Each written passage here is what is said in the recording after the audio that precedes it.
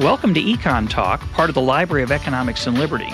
I'm your host, Russ Roberts of George Mason University and Stanford University's Hoover Institution.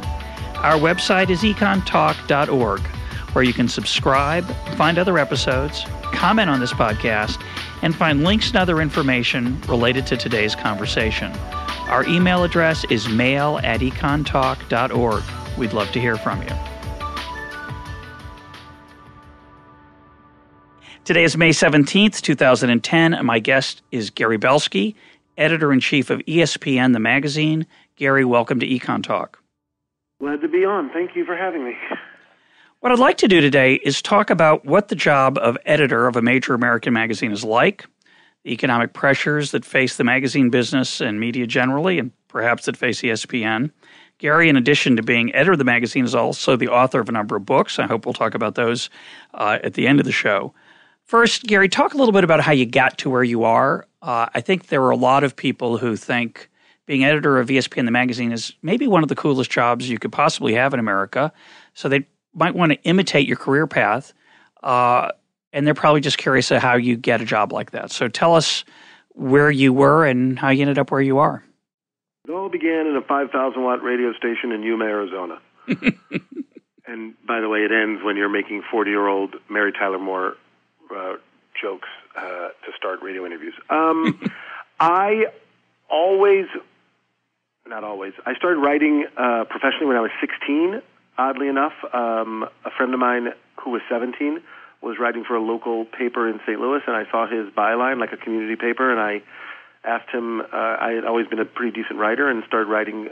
He recommended me, which I think is funny because he was 17, to the editor of the paper, and I started doing stuff for them and getting paid. And in fact, that's how I paid for college, was by doing a lot of freelance writing in St. Louis. The reason I'm mentioning that and going back so far was I never imagined that I could actually make a full-time living at it.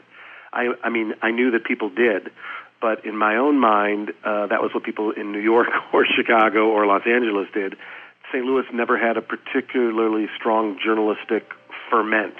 You know, I would say for the most part, there was the St. Louis Post-Dispatch, and when I was growing up, the St. Louis Globe Democrat, and St. Louis Magazine, and a couple of, a lot of smaller community papers, and that was pretty much it. It's not a hotbed. Not a hotbed. So I went to the University of Missouri in St. Louis and graduated, and then went to law school, and really didn't like law school. For the most part, I went to law school in order to play hockey, I realized, for the college. The law school was Washington University, and they were starting a club/varsity hockey program, and I played for them. And as soon as the hockey season ended, I realized I was very much uninterested in law school, and I quit. And I always joke that I paid $8,000 for a hockey uniform. But I was casting about. I went and got my real estate license. Again, had always been writing, but never thinking that I could make a living at it. And I was at a party shortly after I quit law school, and I met a man who was a very quirky fellow, and he wouldn't really tell me what he did. But he asked me a lot of questions at the party table, and a few days later I got a call from the editor of the St. Louis Business Journal, which I'd never heard of. And she said that I met her boss over the weekend, and she described him to me, and I said, oh, yeah, that's that weird fellow that was not wearing any socks with his suit, and talked about the fact that he had a dog named Sally and a wife named Noodles and a son named Lucky, all of which is true.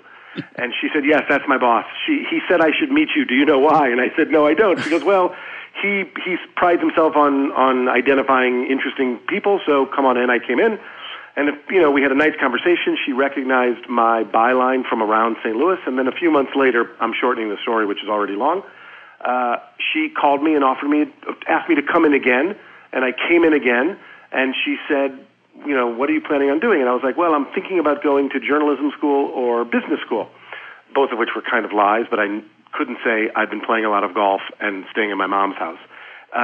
And so she said, well, I think I can offer you both, and I'll pay you. And I was like, what do you mean? And she was like, I think, if you come work at the St. Louis Business Journal, I'll teach you about journalism, and I'll teach you about business. And she was going to pay me, at the time, the princely sum of $15,000, which I thought was a lot of money. What year is this, roughly? This is 1984. Okay. And I took the job because $15,000 seemed like a lot of money, and because more than I had your no mother other paid. Prospects whatsoever. More than your mother was paying you at the time. Exactly. And it took me about 2 months of reporting on business to understand that I was woefully underpaid. But I walked in, and they still had, for about 3 months, I was working off of a typewriter, by the way. This is 1984. but they were soon getting in a word processing system. But I walked in, and almost from the beginning, I knew that it was. I had been doing journalism on my own, but almost from the beginning. But this was a much better pedestal from which to operate. Almost immediately, I was like, "Oh yeah, this is for me," because I did my first piece for them was a profile of an architectural firm called Hemney Gen Ederling. They were one of the minor but significant hospital and public space architects, and I just remember thinking how cool it was that Dick Hemney was probably at the time my age now, about 50. For the record, I'm 48, but basically I'm pushing 50. And I remember thinking, like, it's cool that I'm 23 and he's giving me all this time because I'm from the St. Louis Business Journal. Sure. And I just liked it immediately, the idea that you get to ask questions, the idea that you get to tell a story. And I didn't know anything about business. This is something that that influences me to this day. I didn't know anything about business. My mom was an obstetrics nurse. My dad was an elementary school teacher. And my boss, that woman who hired me, Ellen Sherberg, the editor of the St. Louis Business Journal, she's still the publisher, I believe. She said, "Oh, business is, you can learn business on the fly." She goes, "It's all storytelling and drama." And of course, she goes, "It's just often in the numbers." And that turned out to be very true. And I often think that business writing, whether or not it's for a business newspaper or a trade newspaper of any kind, a city business newspaper or a trade newspaper, is very good training for young journalists because it makes you be exact. It makes you understand a little bit of math and a little bit of economics and a little bit of corporate strategy that, as you know, pretty much influences or is present in all of society and in all journalism. So I did that for 2 years and did pretty well, and this will show you the level. It never hurts to ask. After 2 years, I was thinking, okay, I need to leave St. Louis and I want to go someplace else. And so it didn't occur to me not to go to the owner of the company and tell him that I was thinking of leaving and could he help me find a job somewhere else. Mr. Savvy. Yeah, exactly. It was like, and he went, he of course said, "Sure, I like you. You should go work for the Philadelphia Business Journal or the Baltimore Business Journal," which were papers that they often owned. Bigger. And I said, Mark Vitter was his name, and I said, if I'm going to leave St. Louis, which I love, how could you not? It's the home of the St. Louis Cardinals.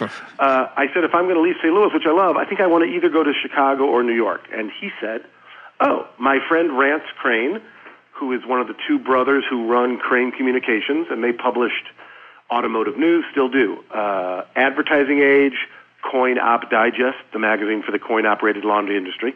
And they also published Crane Chicago Business and Crane's New York Business. And as you know, Crane Chicago Business, by the way, this is the longest answer to a question you've ever had in your entire podcast history. All my listeners know that Richard Epstein is longer, but go ahead. Okay, so Crane Chicago Business was the original, if I'm correct, was the original city business magazine. The Cranes came up with the idea. They were business magazine publishers, but they realized that, still the case today, by the way, that local newspapers don't do a very good job of covering local business.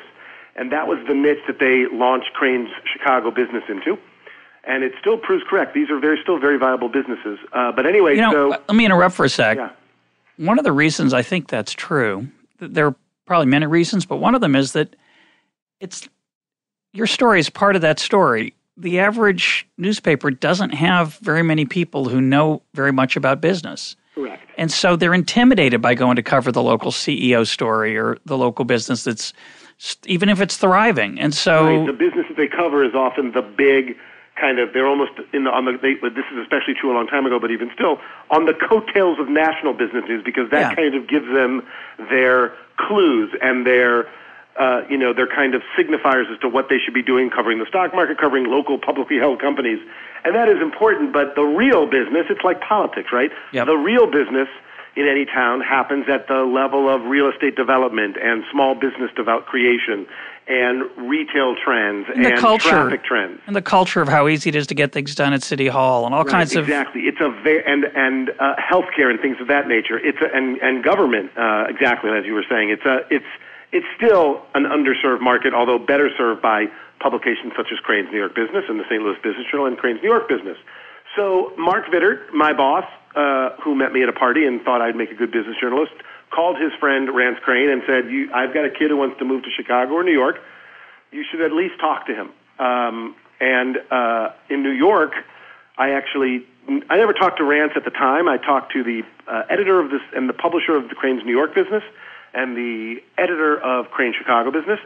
And shortly after that, the editor of Crane's New York business, who's a man named Greg David, who is now he's a columnist for Crane's New York business, and he runs the business program of the University of New York's new journalism program. I don't know if anybody cares, but I think that's interesting that they actually opened up a journalism school. But he hired me. He offered me a job and brought me to New York. By the way, this is in 1986 for the princely amount of $32,000, which was not a bad amount in 1986. You doubled your salary and halved your... I was probably making 17 after 2 years at the Business Journal, so you almost doubled my salary. And lowered your standard of living, but, you know... It's exactly. I always like to say that for the first 7 years I was in New York, I lived in what you could either describe as a really, really, really crappy apartment or a fantastic tenement.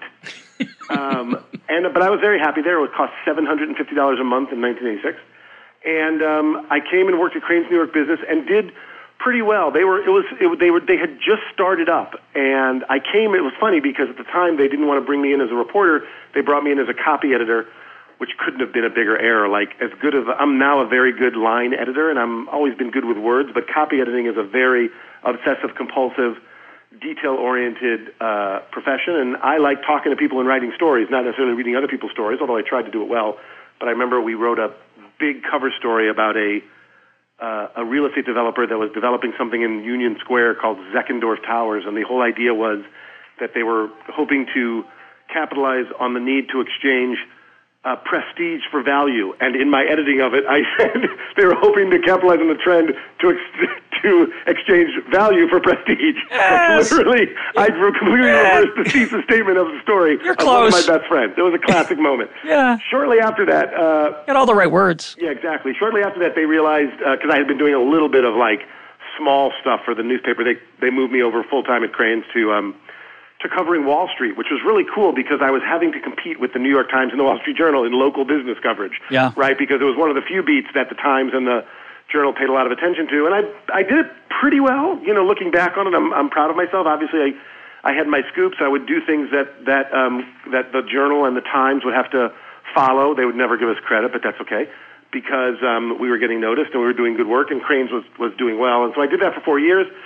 And the Cranes were always, there was a couple of, and I have no idea if this stuff is interesting or not, but they taught me a couple of things that were really important to me in my life. One was something small, which was at the time we wrote some fairly negative stories about Chemical Bank, which was one of the big New York money centers before it got acquired, I think, by Chase.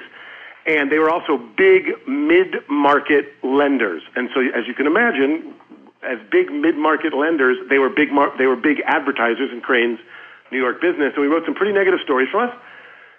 I'm only 25 or 26 when this is happening, and a friend of mine wrote the stories. They were good stories. They were accurate. And Chemical Bank tried to muscle us not to run them. And then after we ran them, they basically said, we're not going to do our advertising. And Rance Crane, the one of the co-presidents of the company, he was operating out of New York and Chicago at the same time. He came to the office and we talked about it. And he said, I thought my friend was going to get in trouble. I thought we were going to be in trouble because it was a big number that they were pulling from the magazine.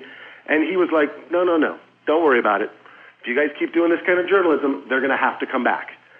And it just taught me an important lesson, which was if you make the product well, even the people that you're kind of not trampling on, but you're offending when you're doing good journalism, they will have to be back eventually because once their feelings get hurt, they'll know that everybody else is still reading it.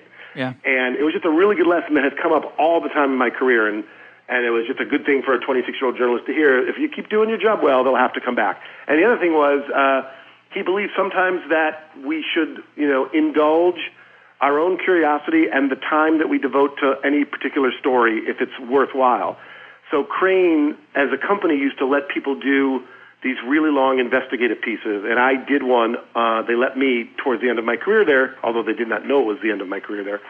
In fact, this contributed to it being the end of my career there. They let me do to spend 6 months with a woman named Phyllis Furman, exploring what at the time was the greatest fraud in Wall Street history, a company called Crazy Eddie, which you'll remember, Russell. Oh, yeah, sure. Which was a big consumer electronics firm. Yep. They were so big, they were parodied. The commercials were crazy. They were parodied on Saturday Night Live. Yep, I remember. They were the biggest IPO at the time, like in history, in terms of the stock really blowing up.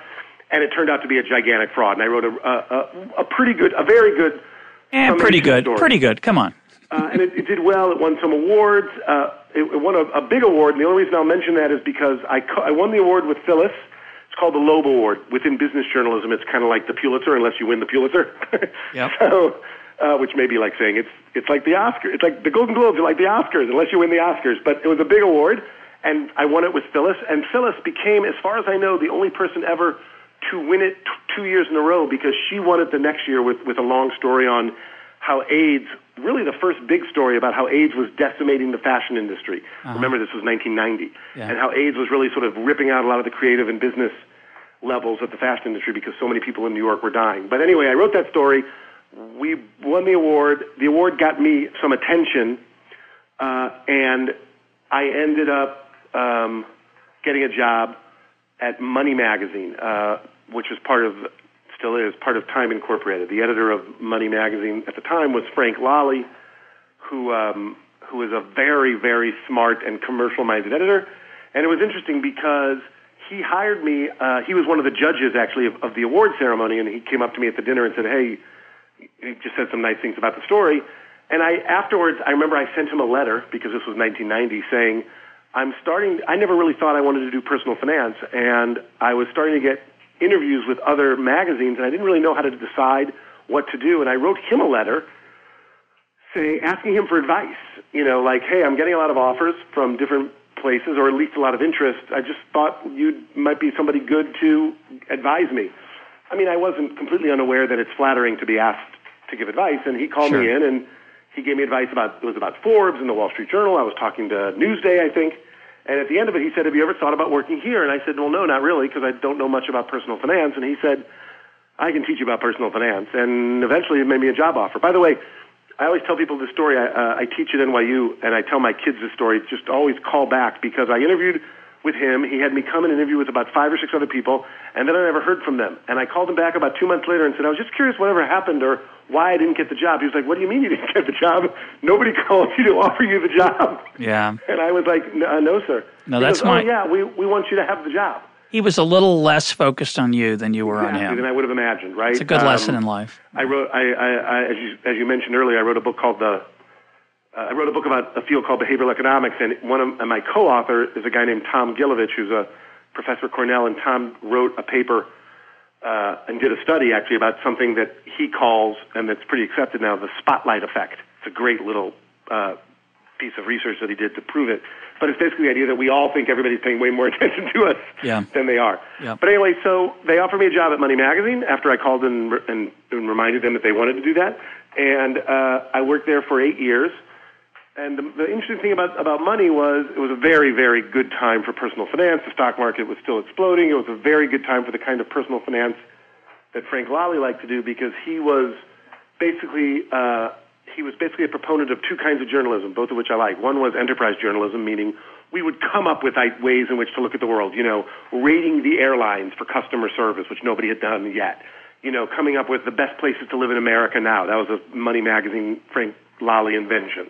Things like that, enterprise journalism. And the other thing he was a big fan of was advocative journalism. He saw himself, and he saw the magazine, as the advocates for the middle class, right? We recognize that really rich people probably weren't reading Money Magazine because they had financial advisors, and really poor people probably weren't reading Money Magazine, even though they ought to have, because they didn't think of themselves as needing it, having enough money to worry about. But that the great middle class of America, lots of people were reading the magazine, and he was just generally championing them. And by the way, one of the hard things about working at that magazine was every story you wrote, as much as any other place I've ever been, you felt you had to be right because people were making decisions from it. They were buying insurance or buying real estate or selling stocks or buying mutual funds, whatever it might be, because, potentially of the advice you gave them. So you had to take it seriously because, people's lives depended on it. And Frank was also very early on the idea that people who were doing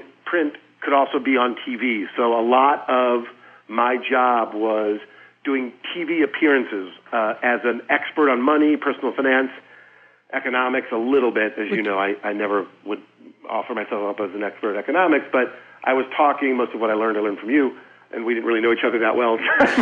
So you didn't know very much. Yeah, okay. But I would, I had a regular gig on Good Morning America and a regular gig on a show on CNN called Your Money. And I had a regular thing on the Mutual Broadcasting System for Jim Bohannon's show, and I would do, guest spots on Oprah and Hard Copy and Inside Edition. Like on a hard, and you might wonder what was Hard Copy and Inside Edition, one with a personal finance guy. Well, when Jackie O died, I could talk about her estate. Yeah. When Roseanne Barr was getting divorced, I would come on and talk about, divorce law and divorce, and the financial implications of it. It was a very smart strategy from the people who were thinking about the magazine's profile and how we could credibility, reputation. Exactly. So that was and it was also just great fun, and I loved it. And I could write a cover story for Money Magazine and hear from nobody, and I would do 4 minutes on Inside Edition, and people I went to grade school with would call me up. Welcome to the lovely world of television. Exactly. Empty but gratifying. So somewhat gratifying. It's funny. So at the end towards the end of the 90s, about 97, or I think there was a little bit of a coup at Time Incorporated, and a large number of the editors who ran Money Magazine, were like Felix Unger in The Odd Couple, were invited to leave, and they kept me around mostly because I was not important enough to fire, or to sort of ease out, but also I think a little bit because I had all of the TV gigs. And I stayed around. They were perfectly nice people who came in to run the magazine, but I was sort of thinking already, like, okay, maybe time to move on. And I was starting to write books. And I was starting to write books, specifically one of the first books I wrote was this book about behavioral economics. And behavioral economics, one of the main principles is that in general, people can have too much information, and the more information you have, the more likely you are to want to make decisions with that information, or at least want to think you should make decisions. And it's not very good for people's personal finance to get a magazine that every month is telling them the 10 best stocks to buy now, or the 10 best funds to buy now, or, in general, the way you sell personal finance magazines is probably not the way you should run your life from a personal finance point of view. So I was kind of seeing even though you're running their lives, they're taking all your advice, you're kind of maybe not, you're feeling a little bit uneasy about that. Correct. I always sort of say that there was a dissonance. It was, you're just nervous about sort of whether or not, if you were starting to think with your executive two functions, you were kind of thinking like, is this really the way we should be sort of, if you're studying behavioral economics, you're starting to think, am I doing people the best service? Because mostly, I always like to tell people, and it's simplifying it, but not far from being 100% true, if you put yourself in a mediocre mutual fund and stayed there without moving for 20 years, you were almost always better off than if every year you put yourself in last year's best mutual fund. Right. And, because chasing returns ends up being a fool's game, and the more you can just be with the market, the better off you are. But you can't write a magazine that every week says, stay the course. hold that mediocre mutual fund, you're doing fine. Exactly. People don't pay for that. They want to know what the hottest, best, better. Exactly. Yeah. I started asking around, and ESPN was launching a magazine to compete with Sports Illustrated, basically, in the simplest of terms. And a couple of friends of mine had gone there. I had never thought to be a sports journalist. I had written a couple of pieces for Sports Illustrated in the 90s because that was one of the places at the time where if you were a serious writer, you wanted to have your stuff show up, because in the 90s and the 80s especially, Sports Illustrated was really, doing a lot of very, very good, just sort of sharp feature writing. So I'd done a couple pieces for them, but never thought about being a sports journalist. But I called my friend who was the managing editor there. Her name was Lynn Cromando. And she goes, I was just calling her because she knew a lot of people. She's kind of like you are, or I think, in economics, or I am in journalism. I keep in touch with a lot of people, and she was one of those people. So good I was Rolodex. like, hey, I think I'm starting to look for a job. Keep your ears open for me, and let me know if you hear of anything. And she said, oh, it's funny because we've hired all of our staff for the startup, but we have one position left. It's a lower position probably than you should go for, and it's an editing job, but I think you might like it if you're presuming you're a sports fan. She had no idea. But the job was basically kind of editing humor and editing quirky stuff about sports, and I ultimately got the job. When the magazine first came out, I remember talking to you about it and saying, it's weird looking. It's hard to read. There's a lot going on. I'd find myself not finishing the stories. I find myself not wanting to start some of the stories. And I mention that because you're talking about editing the humor. And some people out there are subscribers, surely, to the magazine, but many people have never seen it. It's an unusual thing. You don't think of a sports magazine as having humor. Obviously it could, but I think part of what has made ESPN so distinctive is its embrace of the fact that it's not exactly a sports magazine, which is weird because it's obviously a sports magazine. Yeah, well, I think it's tricky, right? Because first of all, I think it's probably different things to different people. And I think in a funny way, in general, with consumer products, that's probably more of a reality than people want to admit. But I think the magazine is different things to different people. So, we always say we don't take ourselves seriously, we take sports seriously. And the reason we take sports seriously is because our subscribers do. On the other hand, they see sports as part of an entertainment continuum, most of them.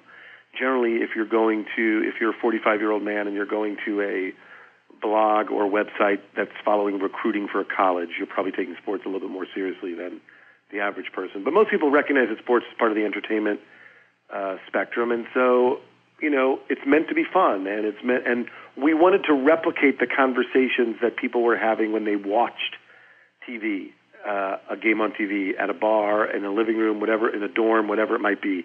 And people rarely watch sports and don't crack jokes, right? People rarely watch sports, even when, sometimes they do. Sometimes they pause because there's a really sad story and a moving story or an inspirational story, and the magazine had a lot of that too. But we've always recognized that a part of this is just like, oh, come on, please. And it's the oh, come on, please that we wanted to always have in the magazine. We've changed over the years, by the way, because quite frankly, we've been mimicked a lot. And quite frankly, there are websites that have the entire attitude that the magazine used to have, just nastier or more blogged up. Or not as funny or whatever. But they're trying. I don't even know how funny we were. Sometimes I'm sure we were trying to be funny and we were not. But in general, we were trying to be light and quirky. And I think we were always that. Sometimes, not for nothing, we were impenetrable and undecipherable. But as a marketing strategy, it strikes me as analogous somewhat to Car Talk. So Car Talk is this NPR program about cars where people call in. They don't really call in, by the way. It's kind of a fake call-in show, but they appear to call in. They're screened in advance, but they call in and they ask questions, and the hosts are these two Boston accented guys who are very funny. And they do give car advice, of course, along the way. But the charm of the show is the humor, not the car advice. The car advice is an excuse to be entertaining, to be diverting, to be funny. And a lot of product out there is doing the same thing.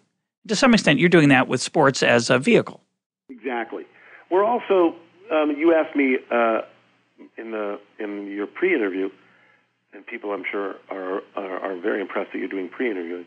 Oh yeah, it must have gone at least 40 seconds. You were asking me about competition, right? And we see ourselves as competitors as much with young men's magazines and websites and TV shows and channels as we do with conventional sports magazines and websites and TV shows. Well, let me get to the end of that story when I said I couldn't read the magazine, which was at that time. When did it debut? It launched officially as it is now in March of '98. So that was 12 years ago. I'm 43 years old at that point, and I'm complaining to you, not complaining, but I'm making an observation. You're saying, how do you like the magazine? And I'm telling you, and when I finish my point about it's hard to follow and I don't find myself wanting to finish all the stories, and I'm a huge sports fan, as everybody out there knows, so it surprised me. You said kind of condescendingly, well, actually, Russell, it's not written for you. Right. It's written for a different demographic and a different set of eyeballs. So, yeah, we were aiming for 18 to 34-year-old men, and our median age to this day has stayed. It started out at about 29, then it rose to about 31, and it stayed at 31 really for about 8 or 9 years, which is where we mean to keep it. Half our readers are below 31. Now, having said that, we've changed a little bit. I do want you to be able to read it and see stories, and with the font has gotten a little bit bigger, and and increasingly our design is going away from so many things happening on a page, because at the time we were revolutionary. I'm not kidding. No, it was a very edgy and right, we had a design director named Darren Perry who was a genius, who subsequently died a few years later. But Darren was trying to mimic the internet at the time. He was trying to mimic this sort of video game internet kind of influence at the time people made fun of us for, but it's, so many people have gone there now in magazines. But so Wired was doing it some at the time. And, now the opposite is true probably. We're trying to actually be now more magazine-y in the old school sense, simply because people are coming to magazines for respite from the screens, right? Sure. People are now coming to magazines because they actually want to lean back a little bit and just sort of read a little bit more slowly. Even longer stories, in which you couldn't read those actually work on devices, mobile devices, iPad, iPhone. It's actually just more enjoyable to read a longer story if you like it, with the pictures right there big, and also with the being able to literally flip pages is still a physically satisfying experience, and also just easier to read off page. So talk about what it's like to be on a day-to-day basis, what your job is like. What happens? Is every day the same? Or are they all different? What is when do you get to work, when do you leave, and what goes on in the middle? I probably get to work about 8:30 or 8, and I probably leave around 6:30 or 7, and it can be extreme envelope pushing to both sides of that equation, of that schedule. Yeah. And we like to run our office fairly flexibly, both because we want to be a place where parents can work and still thrive. And not just moms, by the way, obviously moms. But so, the office hours are officially 10 to 6. We have some people who, are, certainly push the envelope on the 10 o'clock, but only because they're spending time with their kids in the morning and they might be working till 8 or 9 at night. Yeah. So we let people kind of, deal with schedules as they want, as long as they don't miss a lot of meetings and they get their work in on time. So that's how I work as well, although I've learned that as a boss. So meaning I'm involved with a couple of nonprofits, and I do a lot of other stuff, and I have to be in Bristol, Connecticut, where ESPN is headquartered a lot. So I'm often doing work at night, and I'm not worried about whether or not I'm earning my money or not, or working too hard, because I can often leave during the day if I have to do something else. But I have learned not to email my staff on the weekends or at night unless I indicate to them that they don't need to respond to me until the next day. Because when the boss emails at night or emails over the weekend, people feel compelled to respond, even if you don't need them to, because you're the boss. Yep.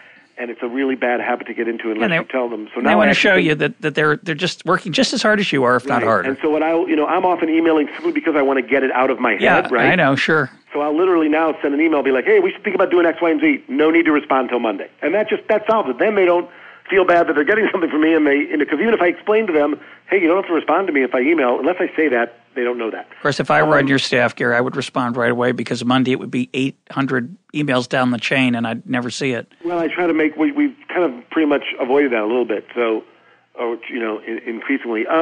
It's a lot, my job now, probably 10% of it is actually editing stories, on the screen, going through it, which is fine. I shouldn't need to be doing that much more, because if I'm doing my job correctly, I'm setting things in motion before stories are conceived, reported, written, or edited.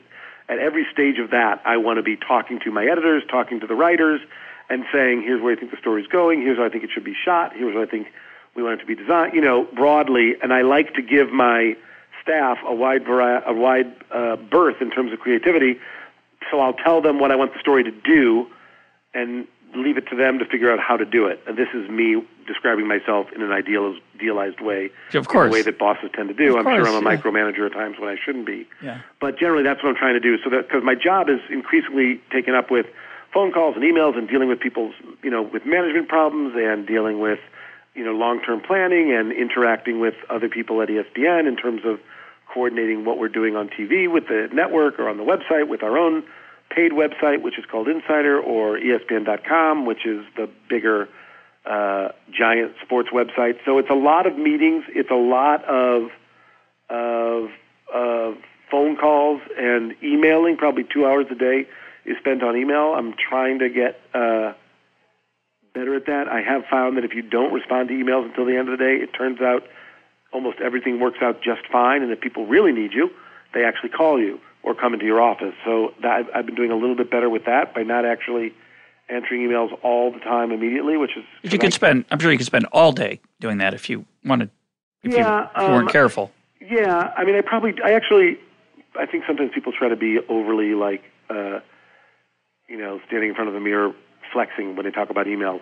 I probably, if I literally didn't manage my emails, I would spend about 3 hours a day. Okay. I don't think, I probably get 300 to 400 emails a day.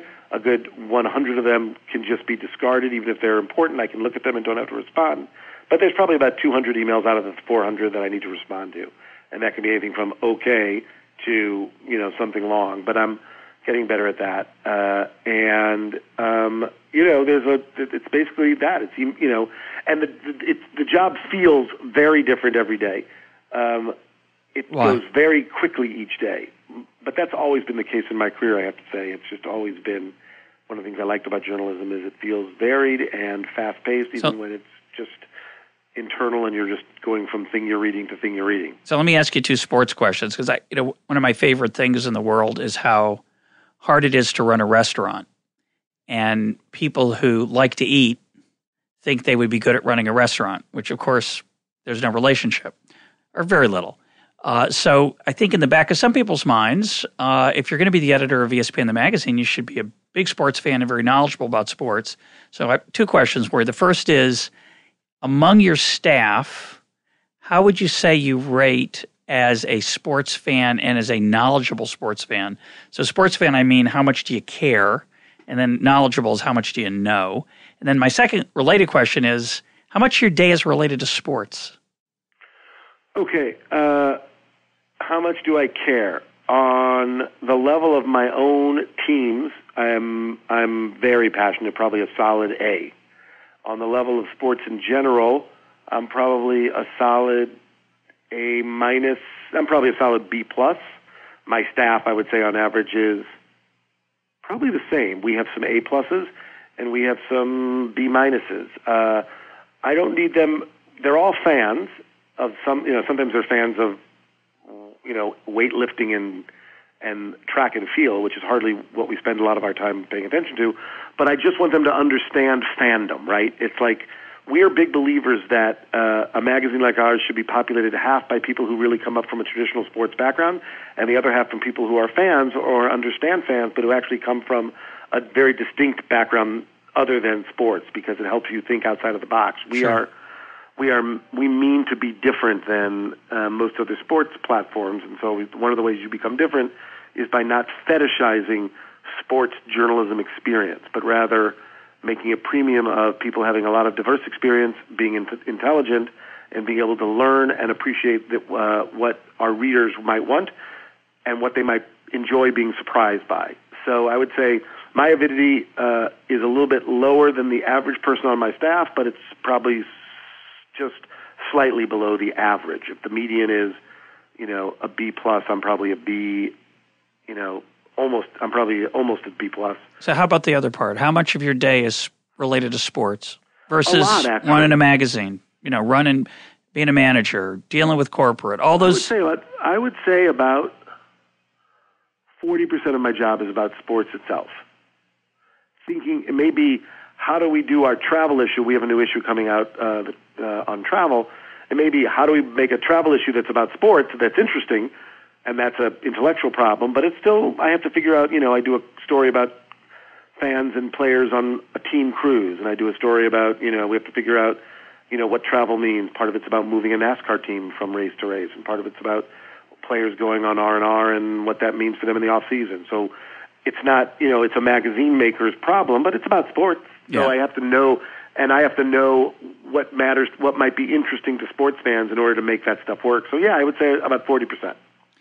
You mentioned a minute ago is that more or less than you thought? Oh, I have no idea. That's why I'm asking. I don't think most of us out here know what it's like. And I think there's a certain fantasy, like being a restaurateur, that it's about food.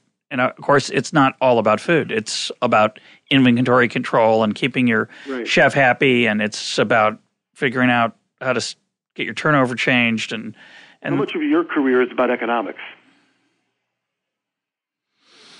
It's higher than 40%, I'm guessing. Yeah, but it's highly variable in that there is a chunk. It depends what you mean by economics. It's a lot higher than 40% for sure. But if you mean by it thinking deeply about stuff and trying to figure stuff out, it's it might be 25 to 30 compared to, say, a typical academic that might be more like 50 to 70.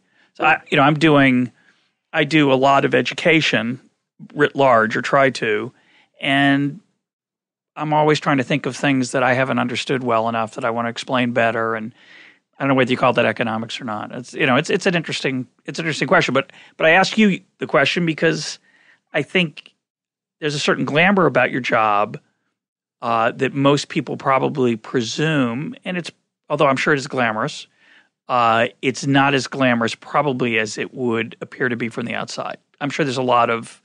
Yeah, I would say it's generally pretty cool. It's never tedious. It's often very high pressured, and management oriented, and all that means both the gratification of making decisions that affect lots of people and thinking that those are good decisions, and the stress of having to manage lots of people and big budgets. And it periodically spikes into ecstatic moments of, I can't believe I'm here and getting to do this kinds of situations, right? Some of that's when you come up with an idea for, I assume, a story that just I wasn't even talking about that, which is fun. That's just sort of the generally cool part, right? That I can be reading a magazine or seeing something going, hey, wait, what if we did this? And then that can turn into something. I was meaning, being at the ESPYs on the red carpet, seeing Serena Williams and going up to her and saying, hey, we're thinking of having you be the cover of a new issue we want to do called The Body Issue, and having her saying, yeah, I'm interested. And that just be like, that's pretty fun. She doesn't know who I am, but I can go up to her and say, I'm the editor of the ESPN magazine, and she's been in the magazine many times, and she'd be like, oh, hey, how you doing? And we have a good conversation, and she gives me guff for having Maria Sharapova be the guest editor of the Athletes issue, friendly guff because they're rivals. And she was like, how can you have Maria? Why didn't you have me? And I said, well, actually, I was thinking about you to do the cover of The Body Issue, which had gotten some press, so she knew what it was. And she was like, oh, I'm interested in that. Better. Yeah. And that's cool. Yeah, and then, by the way, and then I got done with her, and I heard the announcer say, ladies and gentlemen, Adrian Peterson of the Minnesota Vikings, and I was like, oh, yeah, he'd be good for The Body Issue, too. And I literally walked over to him and said the same thing to him, differently, obviously. And he was like, yeah, that's good. I'd like to do that. I like my body. Yeah. And he ended up being, one of our covers. So that's just very cool. After I do a fair amount of traveling for work, to events, but not that much because I really want my editors and really my writers to go. But when the Arizona Cardinals, which are far and away my favorite team of all time, because they used to be in St. Louis and it was the first team I fell in love with, when they improbably made it to the NFC Championship game 2 years ago, my boss, who had been editor of ESPN the magazine, I host a radio show with him on Sirius, and he knows about my Cardinals love, my football Cardinals love, and he came into my office and said, are you going to Arizona for the championship game? And I was like, nah. He goes, you're editor of ESPN the magazine. If you don't go to that game, you're an idiot. And I went, and they won, and I was sitting in the locker room with a whole bunch of naked football players kind of going, I can't believe I'm here, not because they were naked, but because I could be the 12-year-old boy I was. Sure. Being a huge fan of Jim Hart and Conrad Dobler and Terry Metcalf, never imagining that I could be in the locker room when this team was about to go to the Super Bowl. And Larry Fisher? What's that? Larry Fisher? Larry Wilson, who invented the safety blitz. Very good. Sorry. But that there's just not that many jobs where that happens to you. Yeah, no, that's pretty cool. How about could you talk about any of the unfun parts, or is that?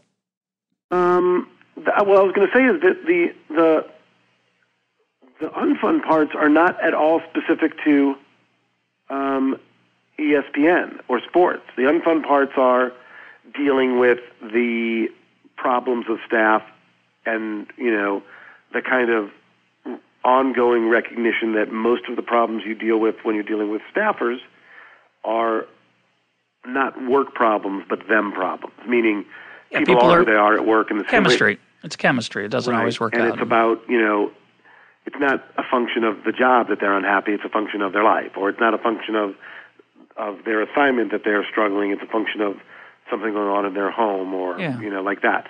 I don't think, I would say on average, the unfun parts in my job have much less to do with the specifics of my job than the nature of jobs in general. I think if you could grade a scale if you had a scale of that, which is every job has unfun parts, what percentage of your job is about what you're doing specifically as opposed to just jobs, mine is far to the left. Yeah. If I'm making this up, if a lot of what's bad about being a coal miner is actually about being in a coal mine, right? Yep.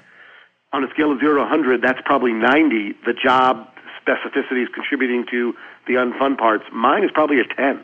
Yeah. There's very little about my job, about being a sports editor, that actually is in and of itself intrinsically bad. I would say, so if you still ask me, okay, what are those?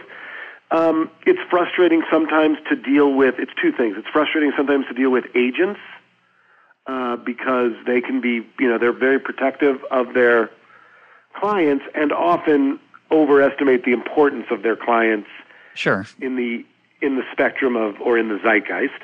And that's just frustrating and a little bit annoying. And also, there is at a level of fandom the heroism of the internet, what we like to call it, or the heroism of the keyboard, which is otherwise perfectly nice people who you could have any number of conversations about sports with in person. Yeah.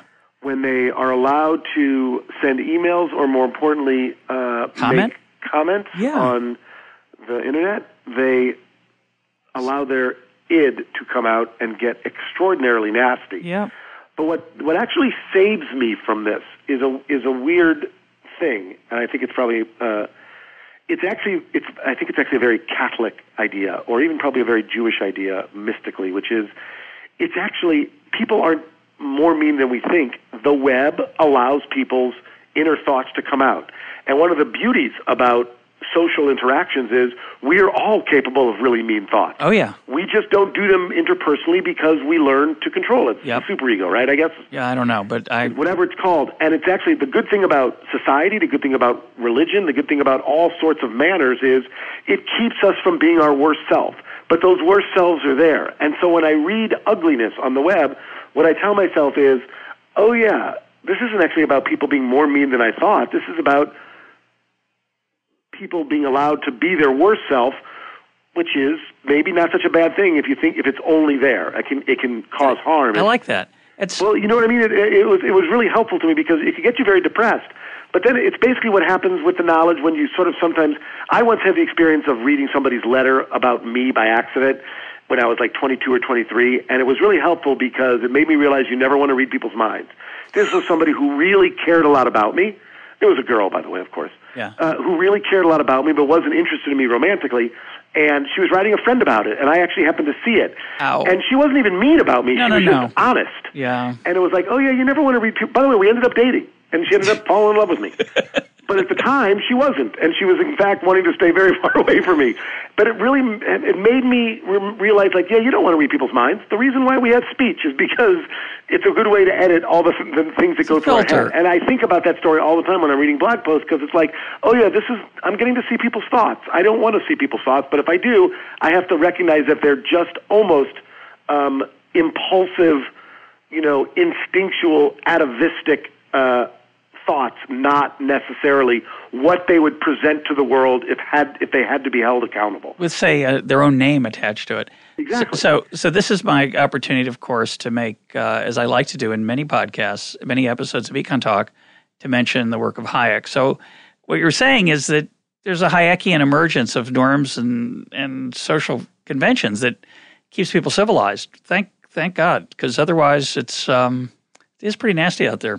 What did they call those emergences before Hayek invented them? I don't know. Culture, civilization, civil society. So the invisible hand. By the way, I love Hayek. I know you do.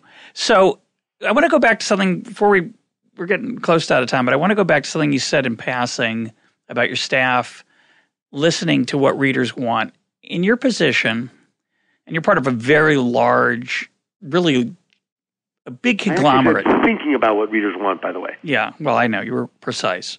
But I'm curious how in that situation, being part of a large conglomerate that has a lot of resources, even in today's struggling media world, how do you find out what people want? What are your thinking? Because we do surveys, we do focus groups, we do quantitative research, but we do not want all of it to depend on what people tell you they want. or even necessarily what they will go to, because first of all, I don't want to run a magazine that will be loved where 90% of it will be loved by 90% of it. I guess that wouldn't be bad, but I think that would actually be a magazine that would very quickly get boring. I want to do a magazine in which people generally like it for sometimes meeting their expectations and hardly ever failing it in a way that's insulting, and periodically surprising them in a way that's delightful. And so we do research, and we get lots of letters, and we look at our blog posts or the comments when we post things online. But in general, I want to hire a cross-section of sports fans and let them, and I can do this because a magazine's economic model is slightly different. I don't necessarily have to sell, page hits, but I think actually I want to do a mixture of art and science. I want to know what people like and remember and come back to, but I also hear in focus groups and see in the quantitative research that people like being surprised. But they want to continually be surprised by in ways that surprise them, which I know sounds funny, but they want people they trust to give them delight, presence. Yeah, unknowable presence. How much attention do you pay to circulation and ad revenue? We pay a fair amount of attention to it, mostly to the extent that we want to, you want to see whether or not people are not renewing or at a higher pace than normal or canceling at a higher pace than normal. But those are sea change things, right? They're secular. They're not immediate. If tomorrow I started doing the magazine in Sanskrit, for a while I'd still have 2 million circulation. Yeah. 2 million subscribers. It would take a while before subscribers would be like, what the heck's wrong with these people? I don't want to read a magazine in Sanskrit, and start canceling. So you can't, you look at it over longer 1 and 2 and 3 year periods, and not so much day to day. So going back to our earlier question about your day, email, meetings, some travels, a little bit of editing, how much of your day, or maybe it's how much of your month, do you get to sit around either with your feet up on the desk or with other staffers trying to imagine that delight or that new, like the body issue is a very clever, interesting, different thing. We probably do it every day, but in my part of the job, I used to probably do it an hour or 2 hours a day, really and now I get to do it in 5 or 10 minute spurts 4 or 5 times a day. I do get to sort of go like, a staffer will mention an idea to me, I'll be like, oh my God, that's brilliant.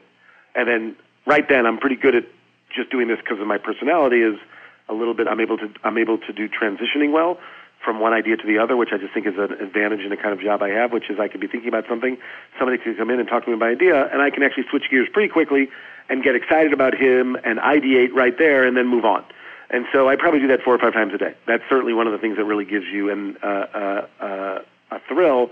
And not for nothing, if you have the right staff, which I do, you have the confidence of knowing they can give you an idea, or you can give them an idea. The 2 of you or the 5 of you can talk about it for 10 minutes, and you can contribute. And if you're me, I like to think I contribute, significantly. And then they go off and they take your significant contributions and multiply it by 3, and all of a sudden, you start seeing the fruits of it, and it's like, wow, that really went exactly in the direction I wanted to, and also took a left turn that I didn't expect to make it even better. A little delight for you.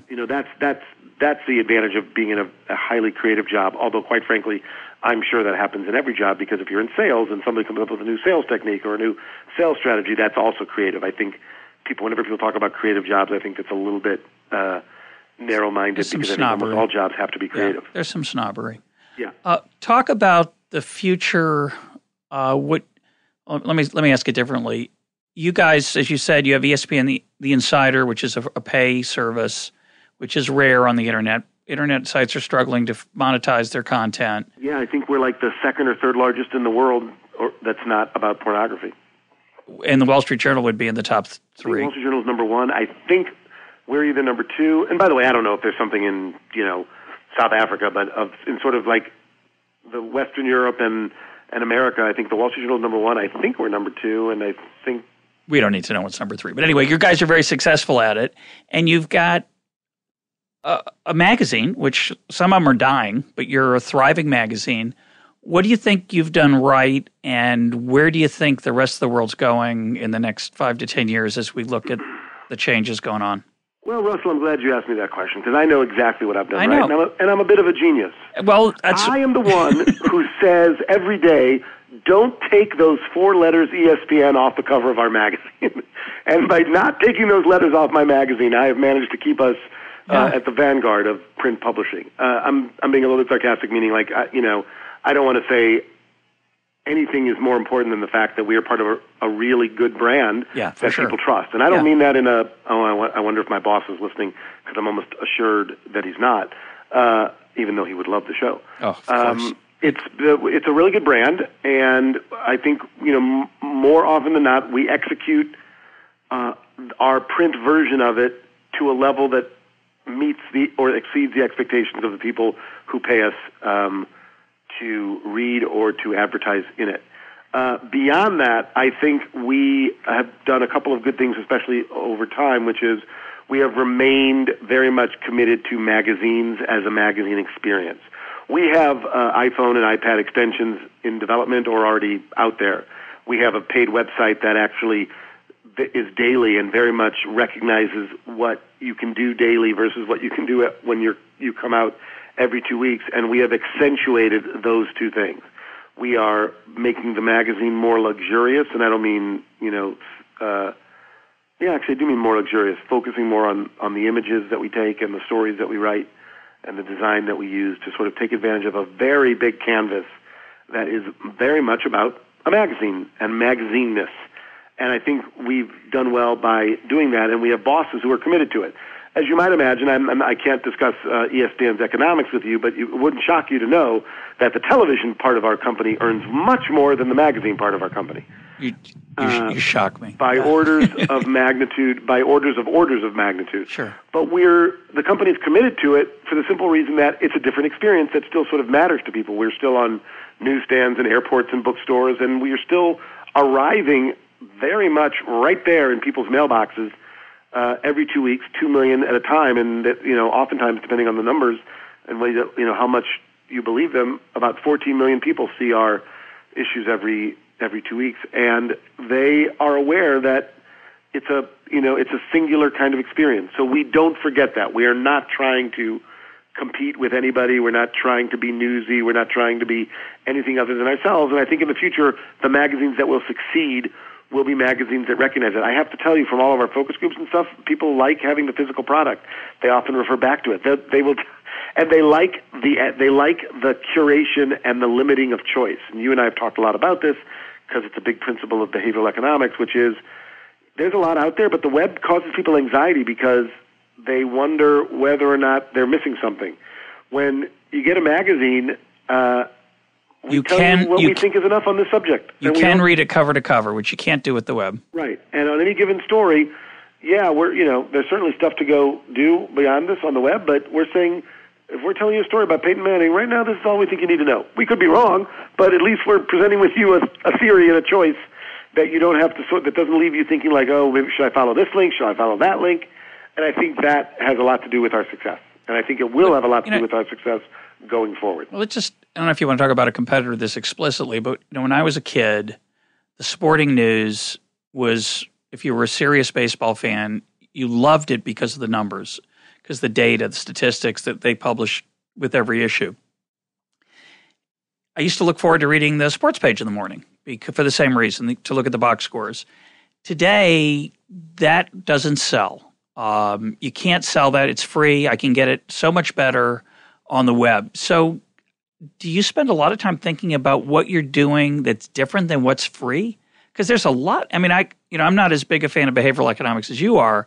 There's a lot of great stuff you can wander through on the web without paying a penny on sports, right? You don't have to subscribe to any sports magazines anymore to be a fully informed sports fan.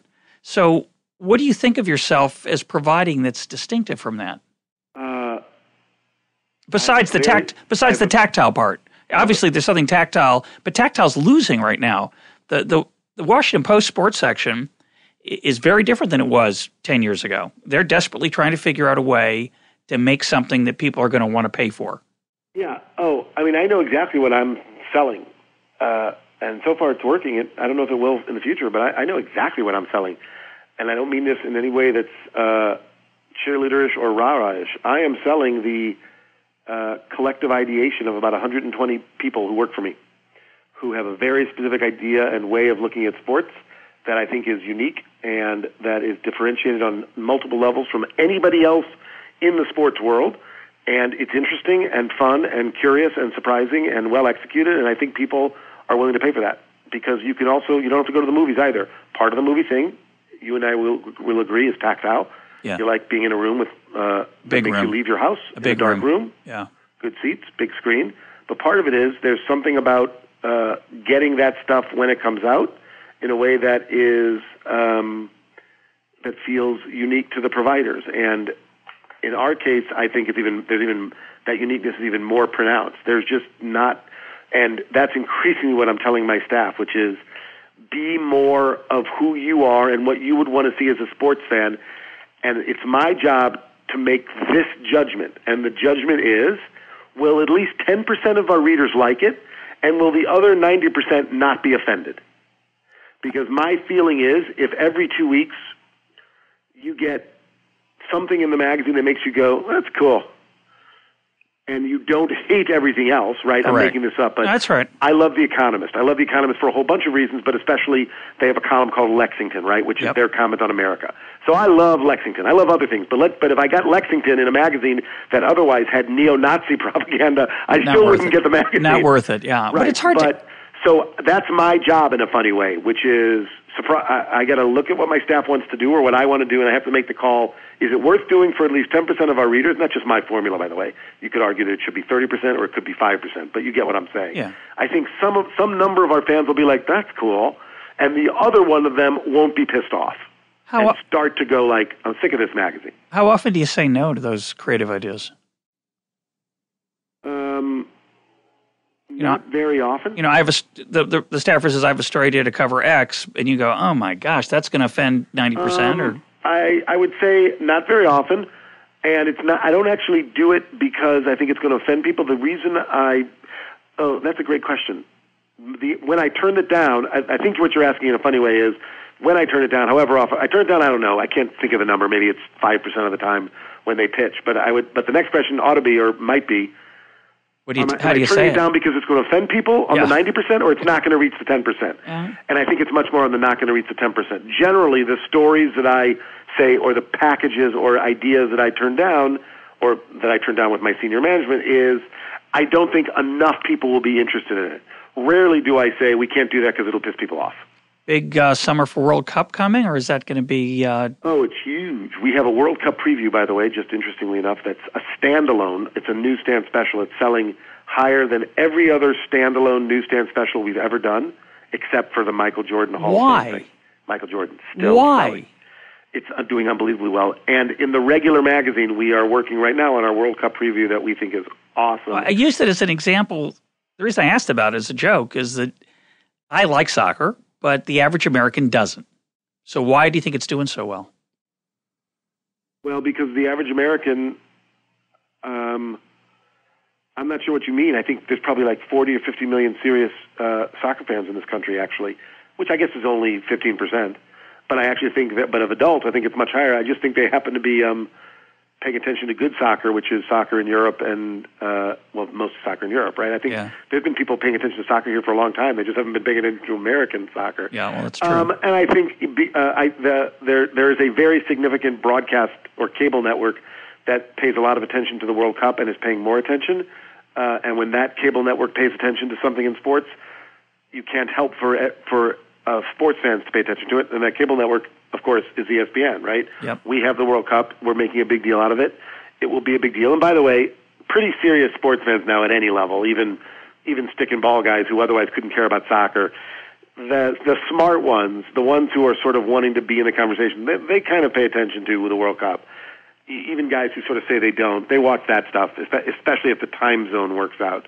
Because sports fans are just a little bit interested in the nature of sports, right? So even a guy who doesn't care at all about soccer, he's going to watch, a match of Italy and Spain at some point if he knows it's around, because he knows that's going to be a good game even if I don't quite understand it. And he might crack wise and say, there's not enough scoring, whatever, but he'll be able to tell. There isn't enough scoring. Right, but he'll be able to tell what's good play, what's athleticism, what's interesting, and he may not want to commit to it and say and buy season tickets to an American League, but he'll watch that stuff. The ratings for us were good, and I imagine they'll be better this year. Is Greece in the World Cup?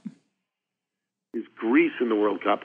I would say almost assuredly no, but I don't want to for sure say that. Yeah, I'm not sure. I think not either. But the Greece-Germany match would be entertaining. But I don't think we're going to get one. Yeah. Well, we're almost out of time. Can I just say one thing? Sure. To give people a little bit of delight, you made me think of this Greece-Germany. Oddly enough, of course, one of the greatest things of all time is on YouTube, which is if people put in Monty Python Philosopher's Soccer Match, they will see 5 minutes of among the most enjoyable mock sports programming ever in the history of the world. You know what I'm talking about, yes, right? Yes, I do. There's no end to the delight on EconTalk, and this is just the kind of things that we provide without any charge. What I was going to ask you for, and I'm doing this, I'm putting you on the spot. So this is the magic of pseudo radio. You can say I'm not ready for this question. Those of you out there who've been paying attention probably have realized that Gary and I have known each other for a long time. And I'll just mention that he's been a gloriously helpful editor to me. He only edits 10% of the time, but he's been an incredible contributor to all my books as a friend, an editor, and I deeply appreciate it, Gary. So I'm going to put you on the spot here, though, because this is one of my favorite things. There are many things I like about Gary. One of his is card tricks. So I'm not going to ask you to do the card trick because you're not ready. But what I will ask you to do is talk about some of your favorite trivia questions, if you have them at the tip of your fingers. They could be sports, just in the spirit of this conversation.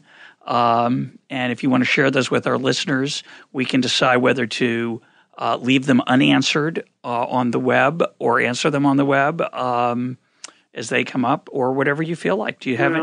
I always, as you know,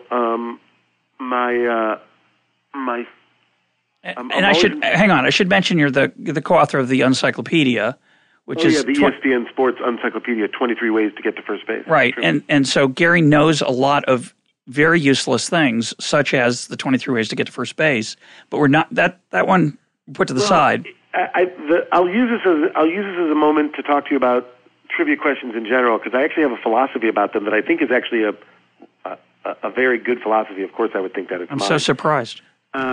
Which is that the best trivia questions do one of two things, and in some ways both, which is, because you can always ask people obscure things about anything. It's like, okay, I don't know that, and I don't care that I don't know that, right? A great trivia question either makes you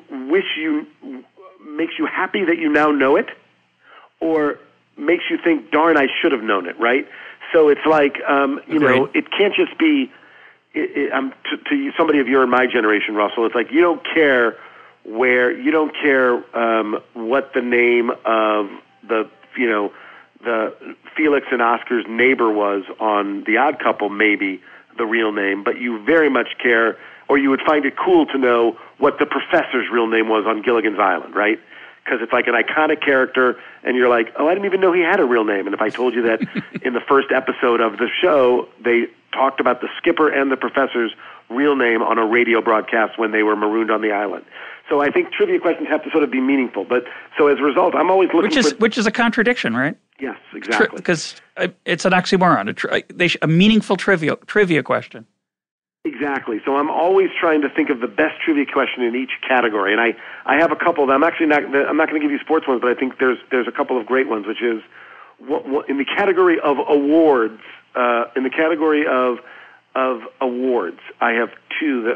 One, which is the Nobel Peace Prize. I think I might have told you this, but the Nobel Peace Prize. I'm not going to. Just for the record, I'm not going to answer any of these. Oh, okay. We're just going to let them sit. The Nobel Peace Prize has been given out every year since it was founded, I believe, in 1903, except for 1 year.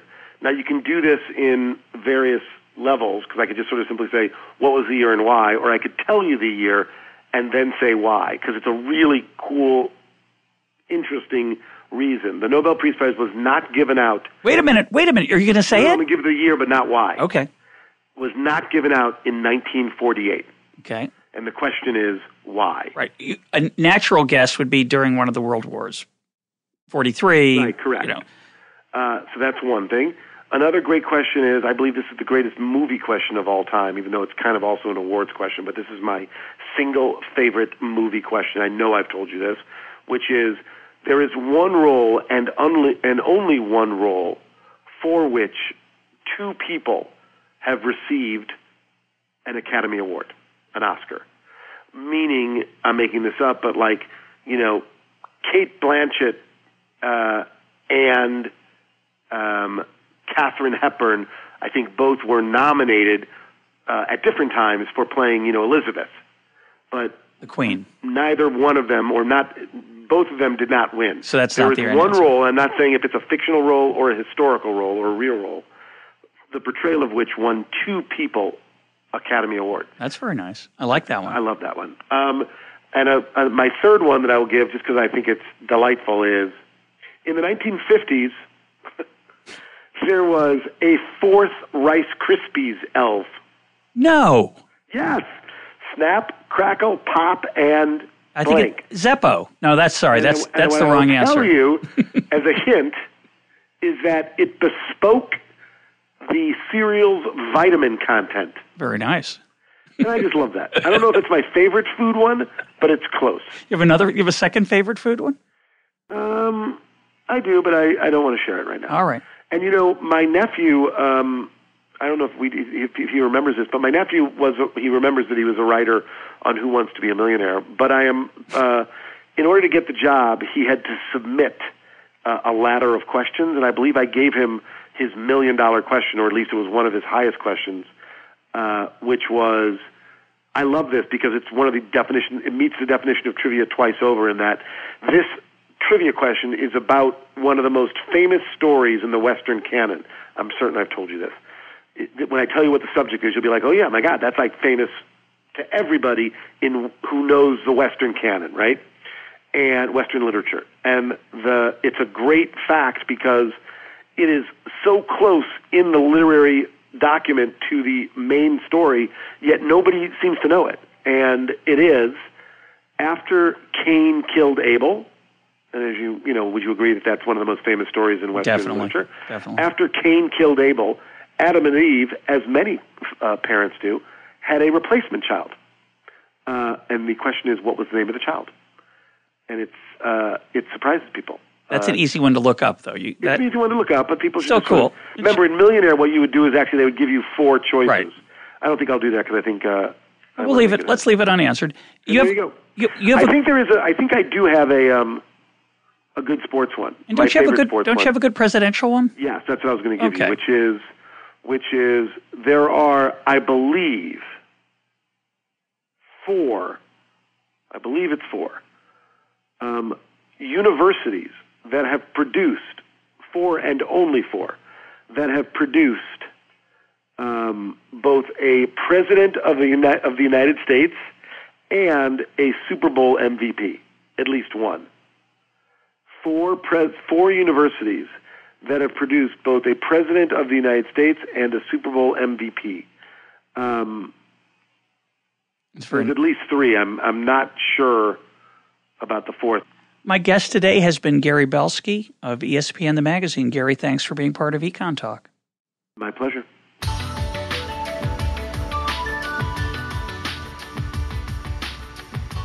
This is EconTalk, part of the Library of Economics and Liberty. For more EconTalk, go to econtalk.org, where you can also comment on today's podcast and find links and readings related to today's conversation. The sound engineer for EconTalk is Rich Goyette. I'm your host, Russ Roberts. Thanks for listening. Talk to you on Monday.